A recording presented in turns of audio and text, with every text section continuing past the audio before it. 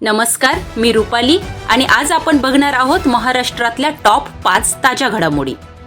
आगामी स्थानिक स्वराज्य संस्थेच्या निवडणुकांमध्ये विरोधकांचा सुपडा साफ करा, दुर्बीण लावून ही सापडता कामा नये, अमित शाह यांचं मुंबईत विधान. मर्दाची औलाद असाल तर खुल्या मैदानात या, नाहीतर वोट चोरी करून याल, मुंबईतून उद्धव ठाकरे यांचं आव्हान.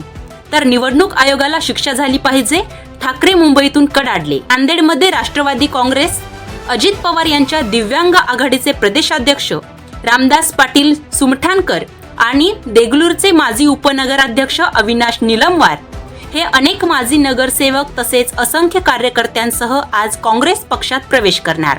पालघरच्या डहाणूत लाल बावट्यांचा संताप उसळला. हजारो आदिवासींचा पंचायत समितीवर घेराव. शेतकऱ्यांच्या गवत पावलीला योग्य दर न मिळाल्यास महामार्ग ठप्प करण्याचा इशारा. मार्क्सवादी लेनिनवादी पक्षाच्या नेतृत्वाखाली शिस्तबद्ध पण आक्रमक आंदोलन. नाशिकमध्ये नागरिकांच्या उत्तम आरोग्यासाठी स्वच्छता कर्मचारी अहोरात्र दक्ष असतात.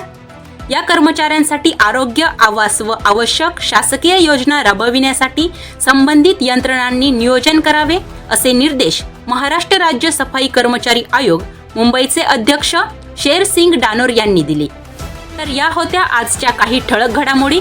अशाच प्रकारच्या बातम्या बघण्यासाठी आताच चॅनलला सबस्क्राईब करा आणि बेल आयकॉन प्रेस करायला विसरू नका.